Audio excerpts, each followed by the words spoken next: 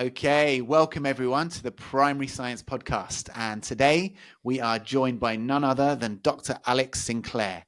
He's a senior lecturer in primary science education at St. Mary's University. And Alex has extensive experience in primary science education. It's a pleasure to have you here with us. Tell us a little bit about the work that you do and how you got into such an exciting position. Yeah, first of all, thanks for having me, Tim. You've had some big hitters on, and I feel crikey, I'm at the end of those big hitters, and whether I'm worthy of it, we'll wait and see until the end of the podcast. So, as you said, yeah, my name's Dr. Alex Sinclair, and I work at St. Mary's University in Twickenham. That's my main role. That's how I get paid.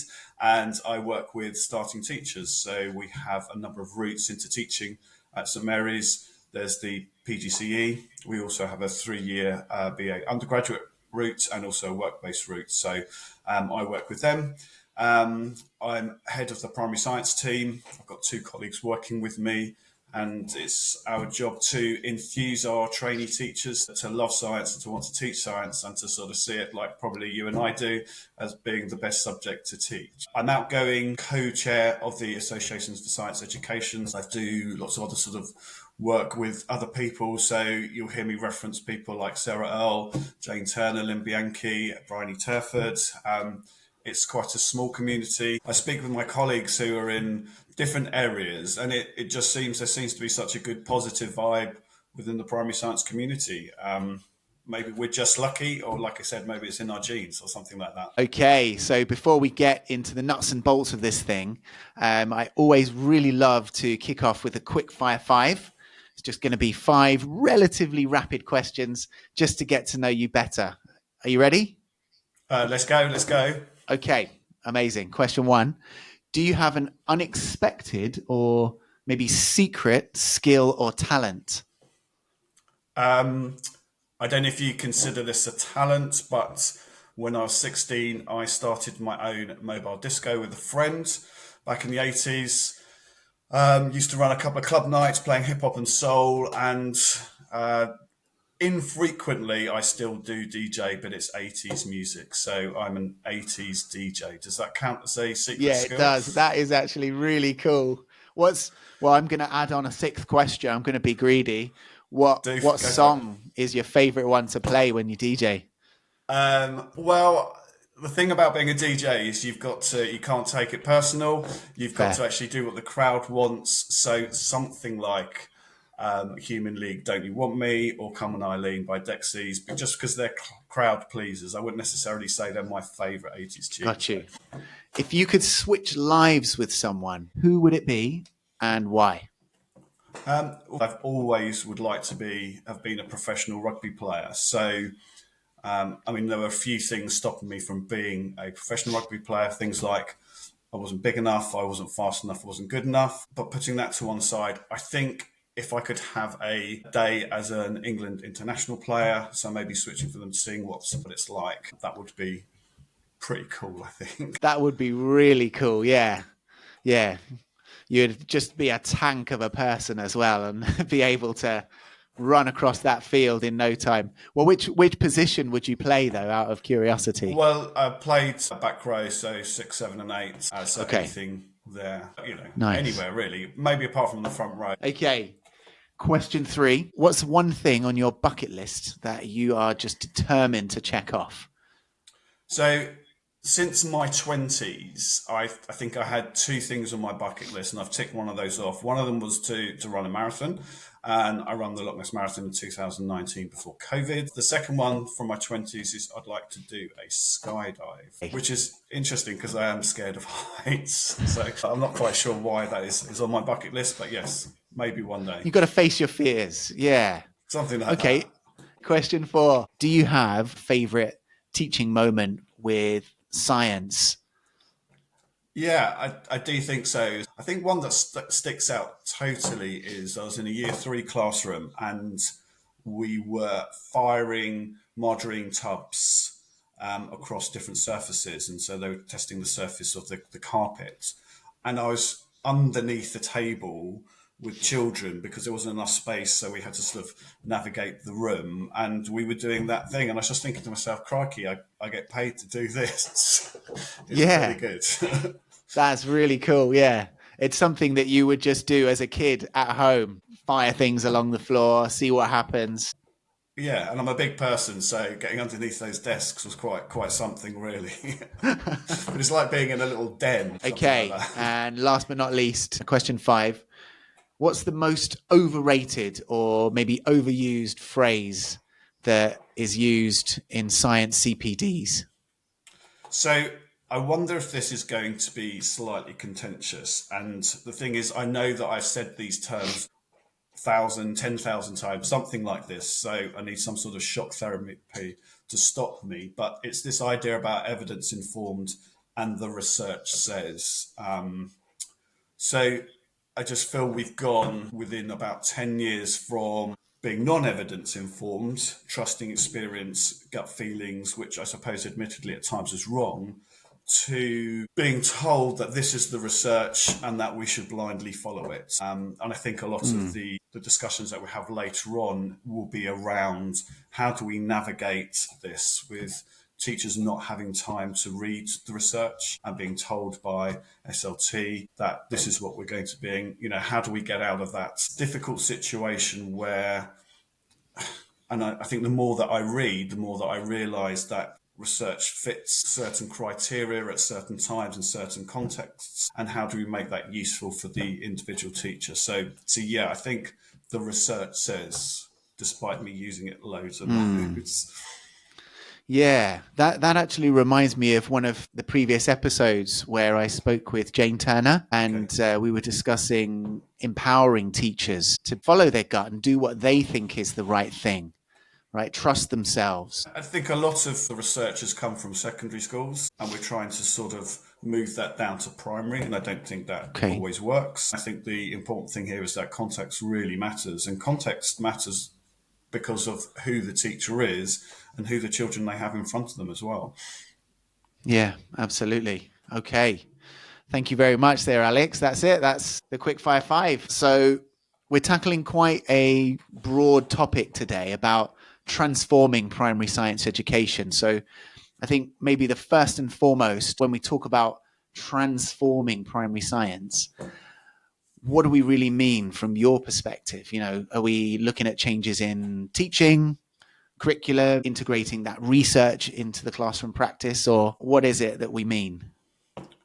So thank you, Tim, for this really small question. You just basically mentioned transforming everything in primary science education. So where do I start? Where do I finish? And I suppose in answer to that, because you talked about sort of pedagogy, curriculum, content, research, I would argue probably all three. I think initially, if we're talking about transforming primary science education, there's got to be some kind of equal status across all schools. I mean, anecdotally, we send our trainees out sort of 6, 8 week blocks, and we come back and we ask them what their experience is. And it just varies from school to school. I'm talking about extremes, but we can have trainees who have taught science twice a week in a purpose built lab, and others who've not seen it at all. So, I think if we want to transform anything, we need to make sure that you go to one school down the road and another one up the road, and the children having the similar experiences. Okay. We always talk about the fact that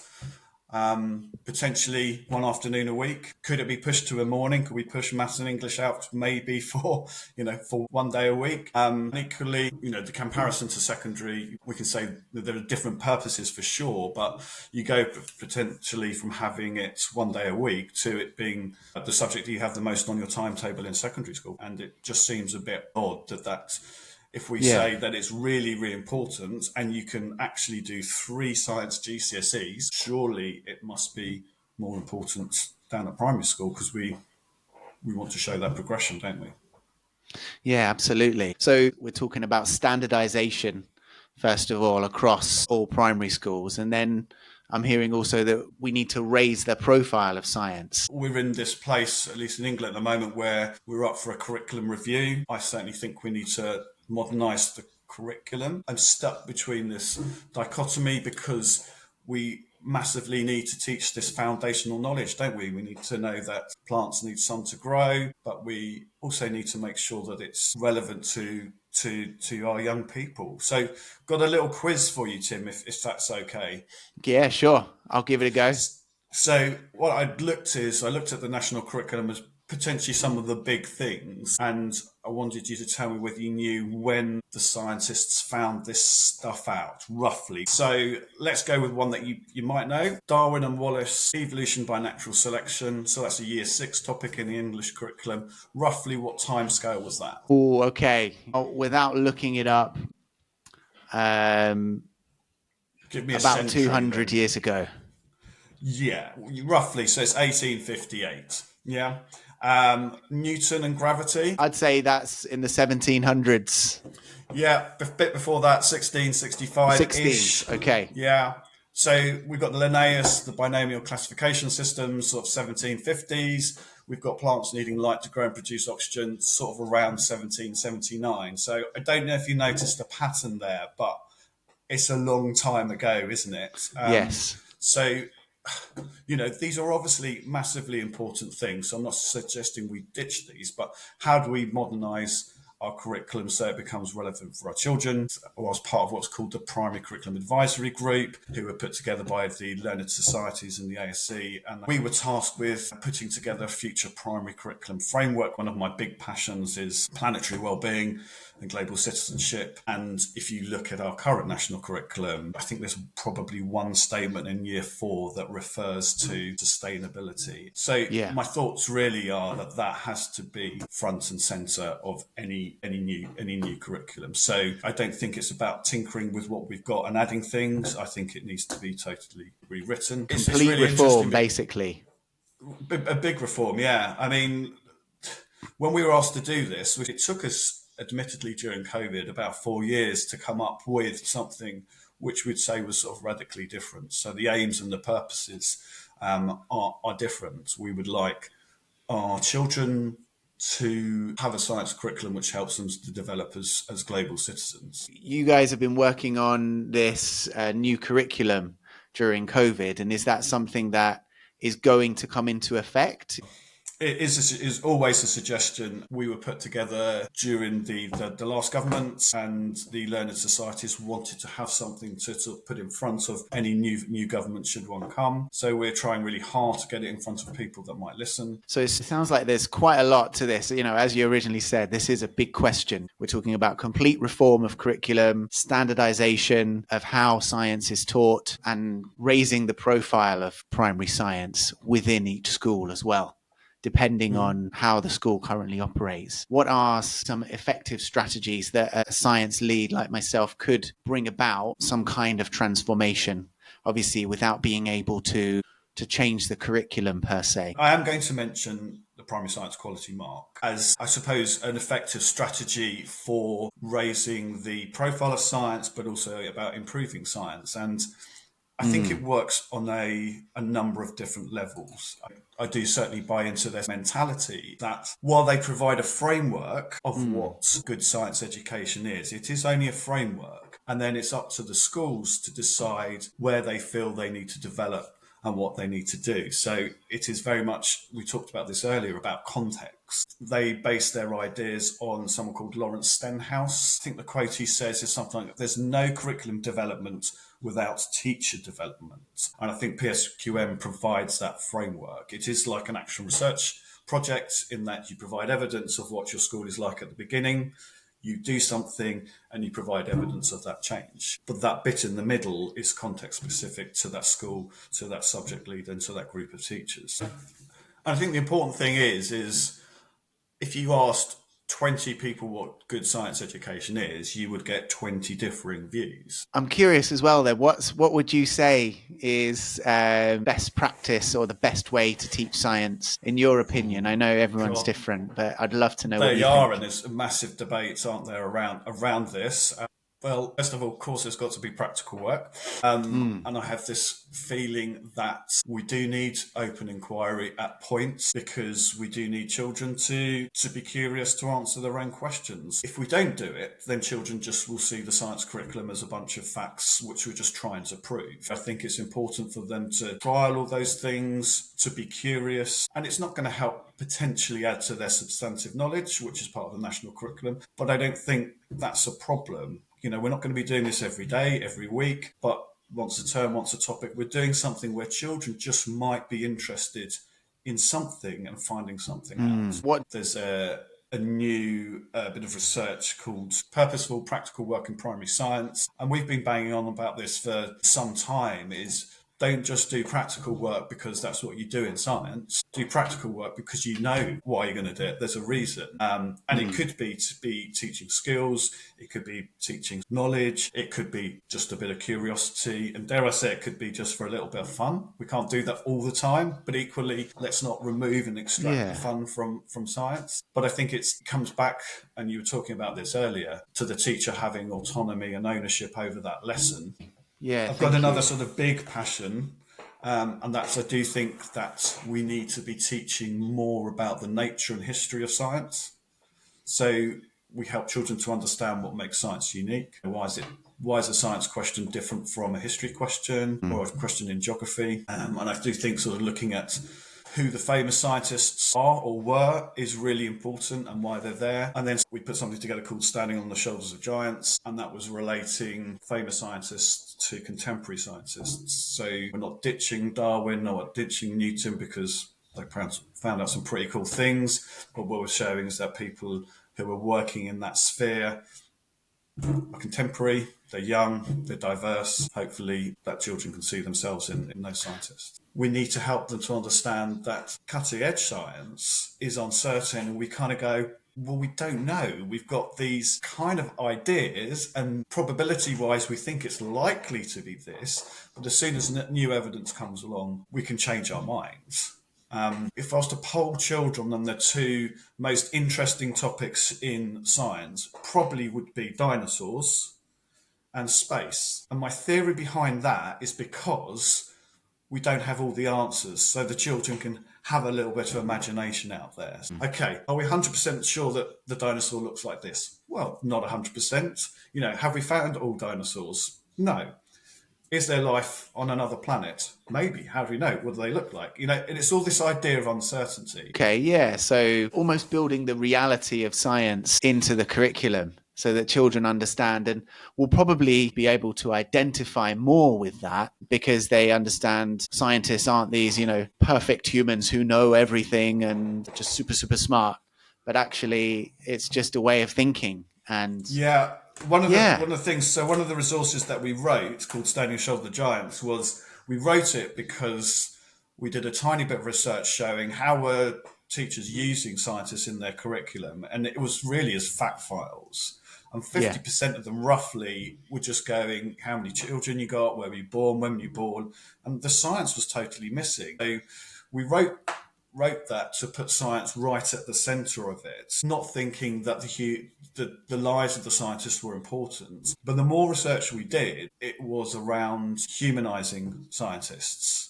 So another resource I helped to write was Superhero Scientists, and this was interviewing scientists and people that use science in their jobs. One of the questions we asked them was, when have you struggled? And absolutely every single one of them could tell us multiple times when they weren't successful. And I think this idea about resilience and you not waking up, that sort of Newton moment where the apple fell on his head and he went, oh, gravity, just doesn't happen all the time. And actually you have to work hard, you have to fail at times, you have to persevere. I think that's a massive importance of helping children to see that they potentially could be part of the science community. Okay. Do you feel that there's anything else critical that we've missed that you would like to discuss? Well, what I'm pleased about now is that there is some primary science focus. So before, I think we've been taking what's been done in secondary or even at university and going, right, okay, well, that's going to apply all the way down to the early years, which clearly there's there's a different purpose. So if we go back to 2021, the primary science capital teaching approach, I'm fairly sure I heard this, is that they said they wished they'd started with primary.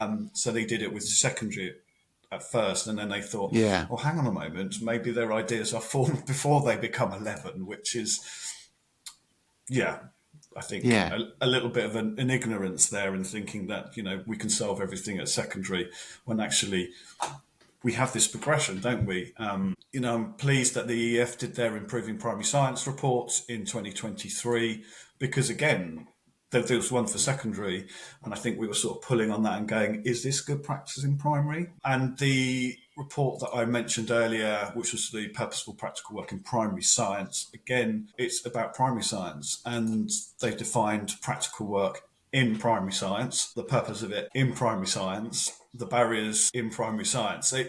You can see the sort of pattern here, isn't it? It's about making it context specific and primary based. Yeah. Yeah, I agree. There was one question that for me, for this series, I think would be really a great way to finish off. And that would just be that for science leaders, educators, anyone listening who's really determined to initiate this kind of transformation in their primary science curriculum or teaching at their school, is there maybe one actionable step that we could take kind of in the moment right now that you might suggest? Yeah, I think it is to become part of a bigger network of science educators, like joining the ASC, like working out whether similar schools have got their own network going on, and just talking with other practitioners about this, because it can be quite a lonely job as sort of that single person, a science lead in that school, wanting to enact change or not knowing what to do. I know I'm biased, and I was the co-chair of the ASC, but there's something magical, and I think you mentioned it earlier, around the community, around people. It's around listening to other people's ideas, and I think within the community, people are so